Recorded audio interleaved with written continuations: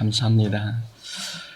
말씀 제목을 조금 바꾸었습니다. 사랑하는 일에 실패하지 말라. 오늘 함께 말씀 제목 사랑하는 일에 실패하지 말라라는 제목으로 함께 하나님 말씀 나누겠습니다. 청년부 사역을 맡아 감당할 때 가장 어려운 일 하나가 있었습니다. 바로 구역 편성을 하는 일이었습니다. 연말이면 내년을 위해 새롭게 구역 편성을 해야 했습니다. 이 일 자체는 힘들지 않지만 마음을 어렵게 하는 일이었습니다. 이유는 청년들이 상대하기 어려운 사람은 자기 구역으로 편성하는 걸 원치 않았기 때문입니다. 청년 리더들에게 명단을 주고 구역 편성을 하라고 시켰습니다. 여러 상황을 고려해서 약한 구역이 생기지 않도록 공정하게 편성하라고 했습니다. 처음에는 구역 편성이 빠르고 순조롭게 진행되었습니다. 그러나 인원 편성이 끝나갈 즈음에는 속도가 급격히 떨어졌지요. 뒤로 갈수록 선택하기 어려운 사람들이 남았기 때문입니다. 마지막에 한두 명이 남았습니다. 그때부터 리더들은 서로 떠넘기기를 시작합니다. 이 사람은 올해 우리 목장이었으니 우리 구역이었으니 내년에는 다른 구역에서 챙기면 좋겠습니다. 목사님, 이 친구는 우리 구역에 누구누구랑 사이가 좋지 않아요. 우리 구역에 오면 분위기가 안 좋아질 것 같아요. 리더들은 여러 이유로 자기 구역은 안 된다고 이야기했습니다. 보기 좋은 모습은 아니었지요. 서울에서 교구 장년부 사역을 했을 때도 마찬가지였습니다. 연말이 되면 구역장분들이 전화를 걸어 목사님, 내년에는 아무개를 다른 구역으로 편성해 주세요. 목사님, 이분 때문에 올해 너무 힘들었어요. 내년에는 다른 구역으로 옮겨주세요 라고 말하는 분들이 계셨습니다. 그래서 어떤 분은 매년 구역을 옮겨 다니셨지요. 그분이 그 교회를 떠나지 않고 신앙생활을 하는 것 자체가 기적이고 신기했습니다. 어떤 성도님은 화가 나서 저를 찾아왔습니다. 목사님이 저를 다른 구역으로 옮기라고 하셨어요. 구역장님이 그러시는데 목사님이 저를 다른 구역으로 보내라고 하셨다면서요. 구역장님이 거짓말을 한 것이었습니다. 구역장님이 싫어서 내보내놓고 책임을 피하고자 저에게 제가 시켰다라고 거짓말을 했습니다. 어느 교회나 사랑하기 어려운 사람이 있는 것 같습니다. 그리고 어느 교회나 편한 사람하고만 신앙생활 하고 싶은 분들도 있는 것 같습니다. 교회에서 이런 종류의 사건을 겪으면서 사람들에게 공통점 3가지를 발견할 수 있었습니다. 첫째는 사람들은 미움을 포장합니다.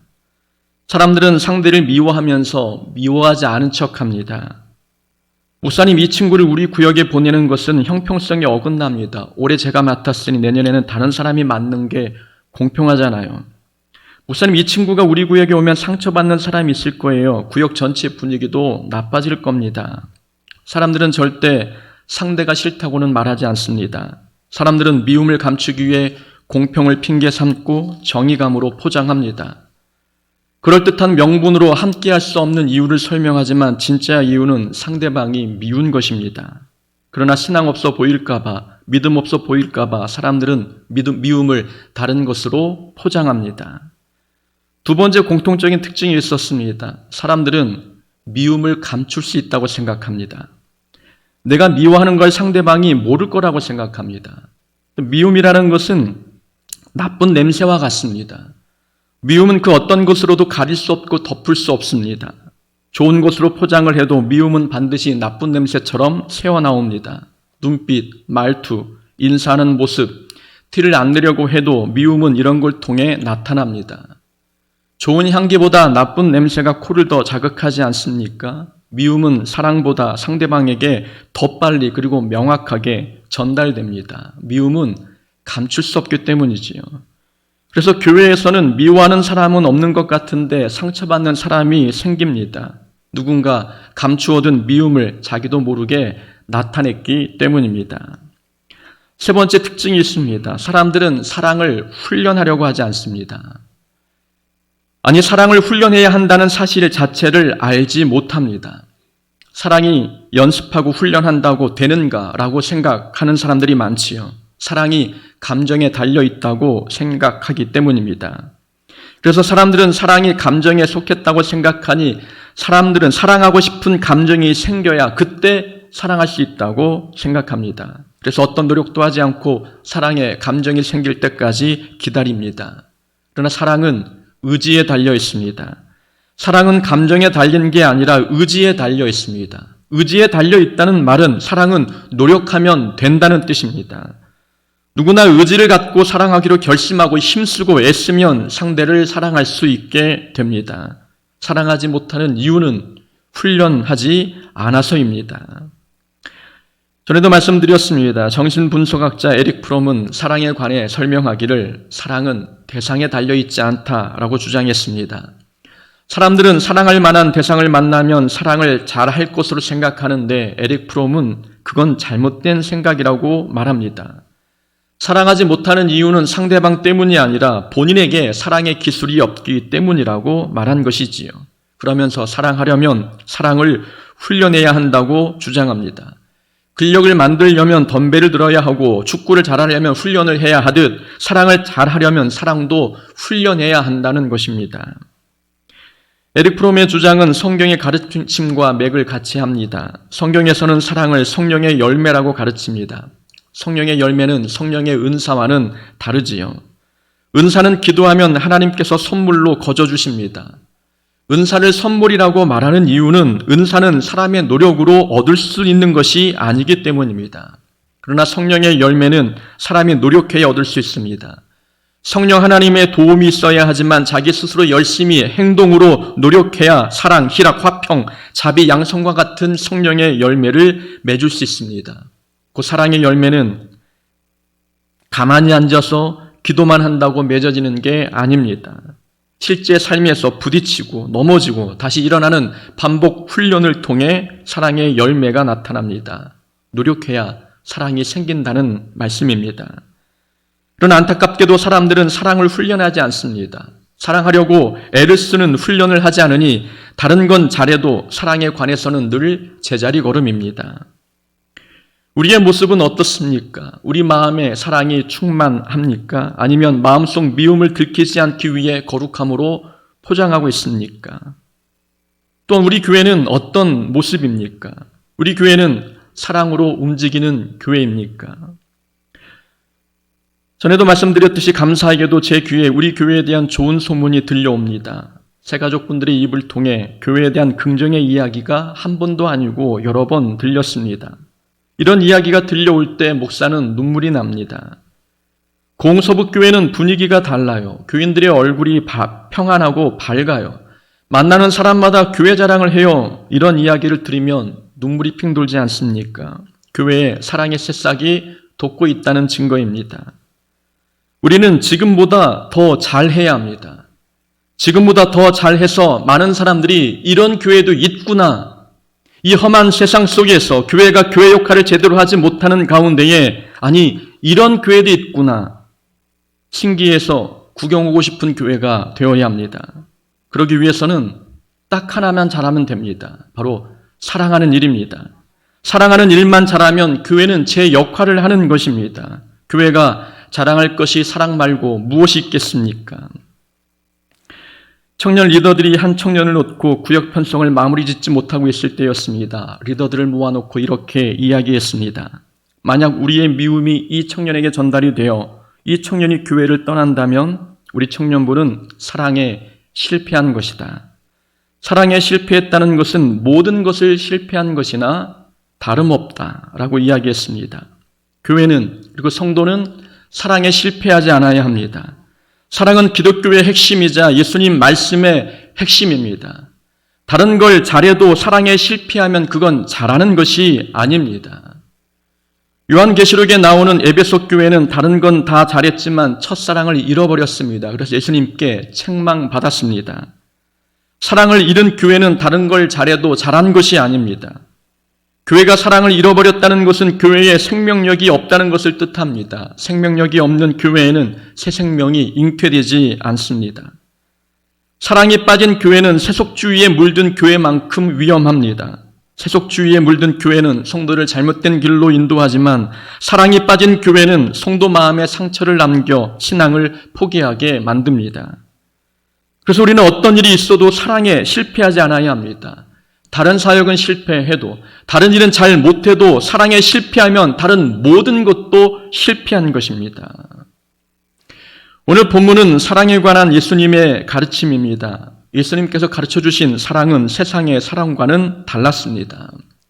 우리는 오늘 이 본문 속에서 예수님께서 말씀하시는 사랑이 어떤 사랑인지, 그리고 사랑에 실패하지 않으려면 우리가 어떻게 해야 하는지 함께 교훈을 찾고자 합니다.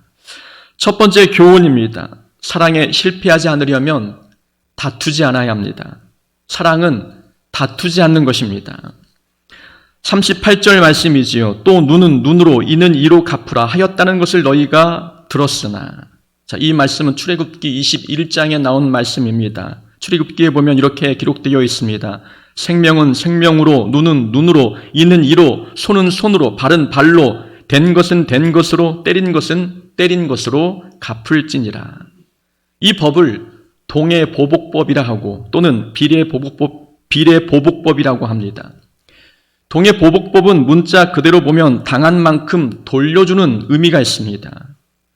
이 법을 제정하게 된 이유는 공동체의 평화를 지키기 위함이었습니다. 사람 마음에는 보복 심리가 있습니다. 피해를 당하면 당한 만큼 돌려주고 싶은 마음이 인지상정입니다. 그러나 사람에게는 감정이라는 것이 있습니다. 감정이 있기에 피해자가 자기가 당한 만큼 공정하게 돌려주는 것이 불가능합니다. 손가락을 다쳤으면 상대방의 손가락만 다치게 해야 하는데 어찌 감정이 그렇게 되겠습니까? 상대방이 내 손가락을 부러뜨렸으면 가해자의 팔을 부러뜨려야 속이 시원합니다. 그렇게 해야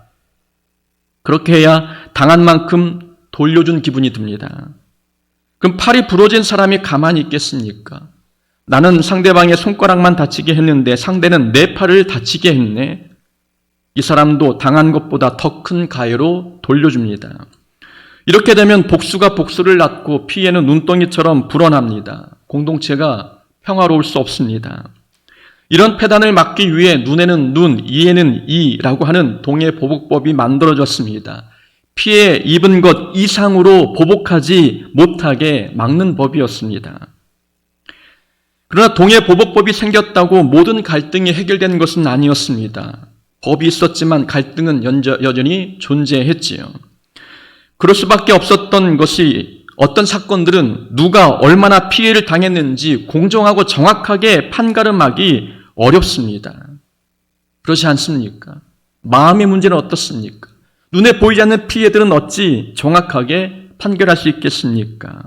그렇다면 동해보복법이 문제입니까? 하나님께서 불완전한 동해보복법을 율법으로 제정해 주신 것입니까? 그렇지 않습니다. 동해보복법으로 갈등을 해결할 수 없었던 이유는 사람들이 이 법의 정신을 잘못 해석했기 때문입니다. 동해보복법의 초점은 공정하게 보복하는 것이 아닙니다. 동해보복법의 핵심은 사랑입니다. 내 눈을 다치게 했으니 너의 눈도 다치게 하겠다. 이건 복수입니다. 동해보복법을 반대로 해석한 것이지요. 동해보복법은 상대방의 눈을 다치게 하면 내 눈도 다칠 수 있다. 여러분, 표현 내용은 같지만 표현이 다릅니다. 내 눈을 다치게 했으니 너의 눈도 다치게 하겠다라는 것과 상대방의 눈을 다치게 하면 내 눈도 다칠 수 있다. 의미가 다릅니다. 그러니까 상대방의 눈을 다치게 하면 내 눈도 다칠 수 있다라고 해석하는 것이 올바른 해석입니다. 곧 동해보복법은 상대방의 생명과 내 생명이 서로 연결되어 있다는 걸 가르쳐 줍니다. 서로의 생명이 연결되어 있으니 상대방을 내 몸처럼 사랑해야 하는 것, 이것이 동해보복법의 핵심입니다. 그러나 사람들은 동해보복법을 문자 그대로 해석했고 보복에 초점을 맞춘 결과 작은 다툼이 큰 싸움으로 번지는 결과를 낳았습니다. 그래서 예수님은 동해보복법의 의미를 알기 쉽게 1차원적으로 설명하셨습니다. 누가 너의 오른편 뺨을 치거든 왼편도 돌려대라. 다툼이 커지지 않게 미리 차단하라는 말씀입니다. 내가 맞은 만큼 상대방에게 돌려지면 다툼은 끝이 없습니다. 다툼이 시작되려 할 때 자존심이 조금 구겨져도 더 큰 사랑을 가진 사람이 먼저 참으라는 말씀입니다. 그래야 다툼이 커지지 않습니다. 오늘 본문에서 예수님께서 가르쳐 주신 사랑은 다투지 않는 사랑입니다. 오늘날 한국 교회에 다툼이 많이 일어나고 있습니다. 이상한 것은 세상 사람들의 다툼은 오래가지 않는데 교회 안에서의 다툼은 끝이 안 보일 때가 있습니다. 여러분, 왜 그럴까요? 교회 안에서의 다툼이 오래가는 이유가 있습니다. 모두 자기 생각이 진리라고 생각하기 때문입니다. 모두가 자기 생각이 옳고 자기 자신을 진리를 지키는 정의의 사도로 생각하니 양보가 없습니다. 자기 말대로 해야 교회가 바로 선다고 생각합니다. 자기 자신을 진리를 위해 싸우는 정의의 용사로 생각하는데 어찌 싸움에서 양보하겠습니까? 이길 때까지 끝까지 싸우는 것입니다. 이런 모습은 모두 사탄에게 속고 있는 것입니다. 하나님께서는 절대 다툼을 통해 진리를 세우지 않습니다. 다툼과 싸움을 도구로 교회 안에 진리를 세우는 것은 하나님의 일하심의 방법이 아닙니다. 다툼이 있는 곳에는 진리의 영이 계시지 않습니다. 교회 안에 신천지 같은 이단들이 들어왔다면 우리는 필사적으로 싸워야 합니다. 그러나 그게 아니라면 어떤 상황에서도 다투지 않아야 합니다. 지금까지 제가 사역했던 교회에서 일어났던 다툼의 내용을 한번 살펴보았습니다. 음식이 짜다, 싱겁다 하는 말 때문에 다툼이 일어난 적이 있었습니다. 그 일로 한 사람이 주방 쪽방에 갇히는 일이 발생했지요. 사람들이 가둬둔 겁니다. 교회 청소에 나는 나오는데 왜 너는 안 나오냐 하는 걸로 다투는 사람도 있었습니다. 찬양대 자리 싸움이 있었고 직분자 선출 문제로 다투는 경우도 있었습니다. 교회 직원 월급이나 목회자 사례비 문제로 다툼이 일기도 했습니다. 부서별 예산 편성이 공평하지 않다는 문제로 다툰 사람도 있었고 어떤 사람은 교제를 위해 밥을 먹으러 갔는데 고기 먹으러 가지 않고 보리밥 먹으러 갔다고 화가 나서 다퉜습니다. 다툼의 내용을 보면 진리를 위해 싸우는 경우는 거의 없습니다. 사소한 문제가 전부였습니다. 그런데 사람들은 신기하게도 자기는 진리를 위해 싸운다고 생각합니다. 다툼은 사람보다 자기 자존심을 더 사랑하기 때문에 일어납니다. 사람보다 자기 마음, 감정이 더 중요하기 때문에 다툼이 일어나는 거죠. 사람보다 사역을 더 사랑하고 사람보다 자기 비전을 더 사랑하니 갈등이 끊임없이 일어납니다. 사람들은 자기 다툼에는 모두 명분이 있고 합당한 이유가 있다고 말하지만 하나님의 일은 절대 다툼으로 하는 게 아닙니다. 하나님의 일은 하나님께서 이루십니다. 사람들은 다툼에서 양보하면 하나님의 계획이 실패할 것처럼 생각합니다. 그렇지 않습니다. 사람은 하나님의 계획을 보호할 수도 없고 하나님의 계획을 성취하는데 어떤 영향도 주지 못합니다. 다툼에서 이긴다고 하나님의 뜻이 더 잘 성취되거나 양보한다고 해서 하나님의 계획이 무산되는 것 아닙니다. 자기 생각이 아무리 옳아도 화평을 위해 양보하면 하나님께서 일하십니다. 하나님께서 기적의 방법을 통해서라도 바른 길로 인도하십니다. 이런 하나님의 전능하심을 신뢰하고 하나님의 일하심을 믿는 사람은 다투지 않습니다. 다투지 않는 것, 이것이 예수님께서 우리에게 가르쳐 주신 첫 번째 사랑입니다. 두 번째 사랑은 억지로 하지 않습니다. 무엇을 하든 마음을 담아 하는 것, 이것이 예수님께서 우리에게 말씀하신 사랑입니다. 40절과 41절입니다. 또 너를 고발하여 속옷을 가지고자 하는 자에게 겉옷까지도 가지게 하며 또 누구든지 너로 억지로 오리를 가게 하거든 그 사람과 심리를 동행하고. 너를 고발하여 속옷을 가지고자 하는 자에게 겉옷까지 주라. 여기서 고발하여라는 단어를 보면 누군가 강제적으로 속옷을 빼앗으려 한다는 걸 알 수 있습니다. 강제적으로 빼앗긴다는 건 썩 기분 좋은 일은 아닙니다. 또 억지로 오리를 가게 하거든. 여기서도 자기는 원치 않는데 억지로 가게 하려는 강제성이 보입니다. 당시 로마에서는 양민 징벌 규례가 있었습니다. 만약 로마 군인이 무거운 짐을 지고 가다가 길 가던 유대인을 붙잡고 자기 짐을 대신 지고 가라고 명령하면 복종해야 했습니다. 짐을 대신 지고 가야 할 법적 의무거리는 오리였습니다. 로마 군인이 구레네 시몬에게 예수님의 십자가를 대신 지게 한 것도 바로 양민 징발 규례 때문이었습니다. 짐을 나르라고 시키면 기분이 나빠도 해야 하는 것이 의무였습니다. 그런데 예수님께서는 속옷을 가지고자 하면 겉옷까지 주고 오리를 가게 하면 심리를 동행하라고 말씀하셨습니다. 여기에 담긴 뜻은 억지로 하지 말고 마음을 담아 하는 것, 억지로 하지 말고 마음을 담아 하라는 의미가 담겨 있습니다. 자, 고발하여, 억지로, 이 단어가 표현하고자 하는 것은 무엇이겠습니까? 신앙생활에는 어차피 해야 하는 일이 있음을 표현한 것입니다. 억지로 누가 시켰을 때 할 수밖에 없는 상황에 놓일 때가 있습니다. 신앙생활에는 억지로 해야 하는 일이 있는 거죠. 교회 일에는 우리가 거부할 수 없는 어차피 해야 하는 일들이 있습니다. 예수님께서는 어차피 해야 하는 일이라면 마음을 담아서 기쁨으로 자원하는 마음으로 하라는 말씀입니다. 어차피 해야 해서 하는 일은 누구나 할 수 있습니다. 그러나 안 해도 되는 일을 하는 건 아무나 할 수 있는 행동이 아닙니다. 사랑 없이는 할 수 없는 일인 것이지요. 속옷을 주는 건 누구나 할 수 있습니다. 법이 주라고 하면 줘야 합니다. 그리고 속옷을 준다고 해서 나에게 피해가 있는 게 아닙니다. 겉옷으로 부끄러움을 가릴 수 있기 때문이지요. 오히려 속옷보다 겉옷을 내어주는 것이 나에게 피해가 더 큽니다. 그러니까 겉옷까지 주라 말씀하신 건 이거는 속옷은 억지로 내어주어도 겉옷까지는 억지로 주지 못합니다. 이것은 사랑해야 할 수 있는 행동입니다. 겉옷까지 주는 건 의무나 강제성이 없습니다. 그래서 겉옷을 준다는 건 사랑해야 할 수 있는 모습인 것이지요. 오리를 가는 건 싫어도 해야 하는 의무입니다. 그러나 심리까지 가는 것은 하지 않아도 되는 일입니다. 그래서 심리를 동행하는 일도 사랑이 있어야 할 수 있습니다. 성도는 억지로 하는 사람이 아닙니다. 무엇을 하든 사랑으로 하는 사람입니다. 그래서 우리는 해야 하는 것만 하지 않습니다. 안 해도 되는 일을 합니다. 거기에 마음이 있고 하나님과 이웃을 사랑하는 마음이 있기 때문입니다. 그래서 사랑으로 신앙생활하는 사람은 정해진 것만 하지 않습니다. 정해진 것만 해도 공동체는 굴러갑니다. 억지로 해도 공동체는 굴러가게 되어 있습니다. 그러나 거기에는 사랑을 느낄 수가 없습니다. 사람은 안 해도 되는 일을 할 때 사랑을 느낍니다. 사람들은 속옷이 아니라 겉옷을 내어줄 때 거기서 사랑을 느낍니다. 내가 오리가 아니라 승리를 동행해 줄 때 상대방에게 사랑이 전달됩니다. 남들이 하지 않는 일을 하기 때문입니다. 통상적으로 일반적인 기준을 뛰어넘는 사랑을 보여주기 때문에 그때 사람들은 거기서 사랑을 느끼는 것입니다. 안 해도 되는 일을 할 때 사랑이 상대방 마음으로 흘러들어가는 것입니다. 사랑은 억지로 하는 것이 아닙니다.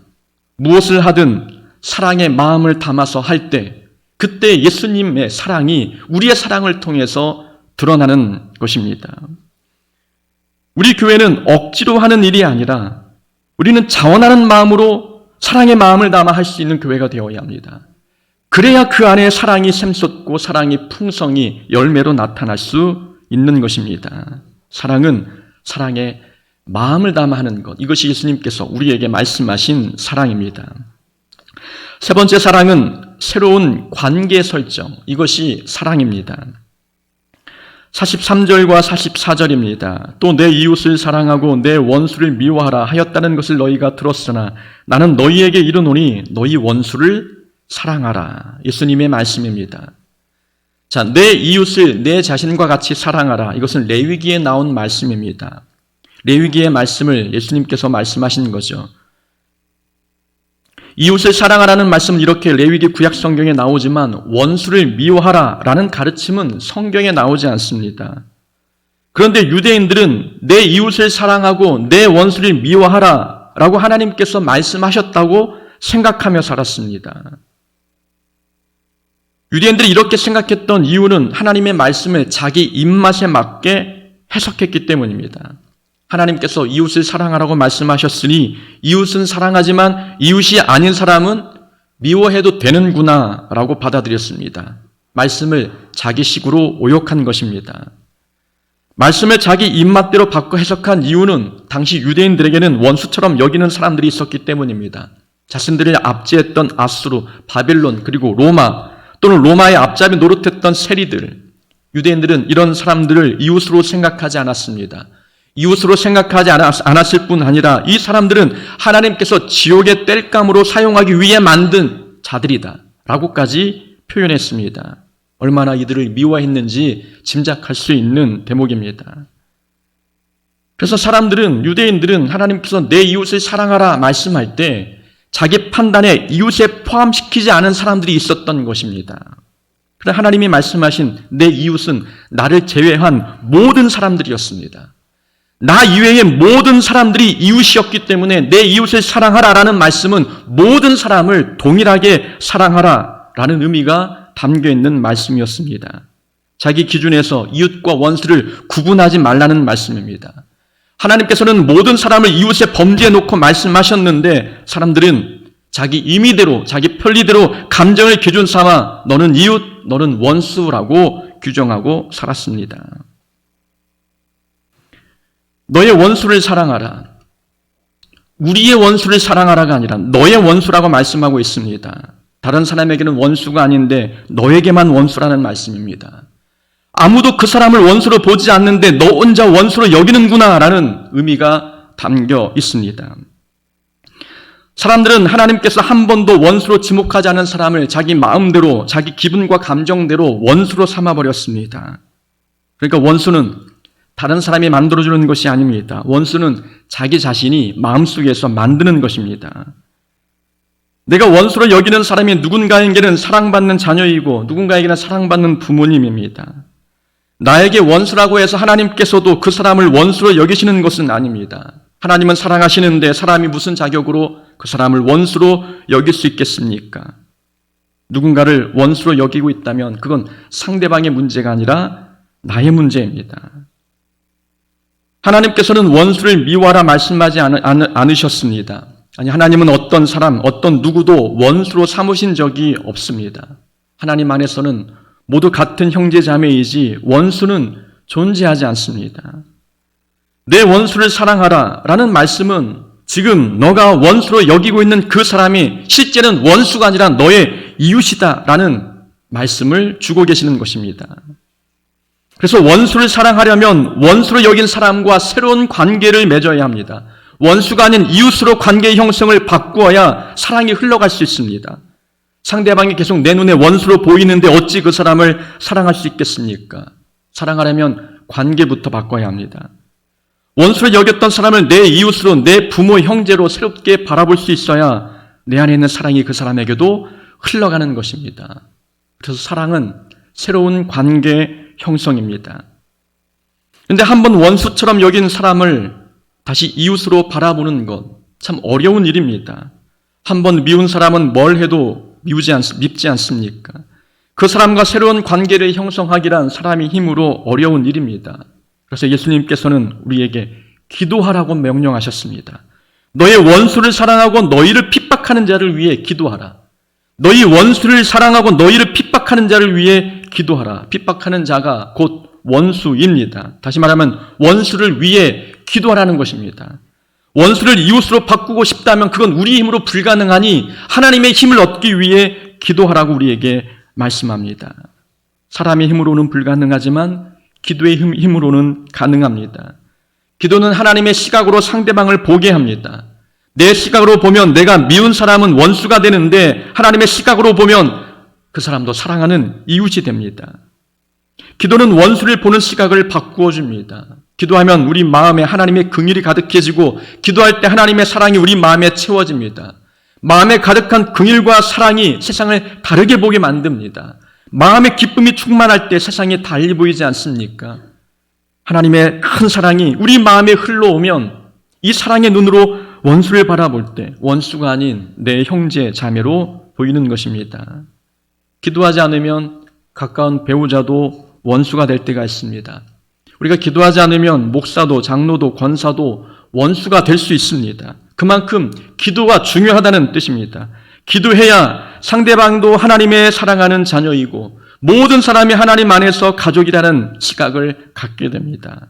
기도해서 상대방과 새로운 관계를 형성해야 우리가 주님 말씀하신 사랑의 명령에 순종할 수 있습니다. 예수님의 진심이라는 책에 사랑에 대해서 이렇게 이야기하고 있습니다. 나르시시스트는 오직 자신만 사랑한다. 민족주의자는 오직 자기 민족만 사랑한다. 혁명가는 오직 자기의 명분만 사랑한다. 이상가는 오직 자신의 사상만 사랑한다. 인문주의자는 오직 자신의 인류관만 사랑한다. 그리스도인은 눈앞에 짜증나는 인간을 사랑한다. 그리스도인은 사랑을 이론적으로 하는 사람이 아닙니다. 그리스도인은 행동으로 사랑을 보여주는 사람입니다. 사랑은 다투지 않아야 합니다. 사랑은 마음을 담아 기쁨으로 사랑으로 자발적으로 해야 하는 것입니다. 그리스도인은 지금 내 마음에 가장 미워하는 그 사람을 사랑하는 것입니다. 이런 사랑에 순종할 때 우리는 사랑에 실패하지 않을 수 있습니다. 우리 공소복교회는 사랑에 실패하지 않아 하나님이 주신 큰 사랑으로 모든 사람을 내 이웃으로 삼고 사랑을 흘려보내는 하나님의 자녀 되어야 될 줄로 믿습니다. 아멘.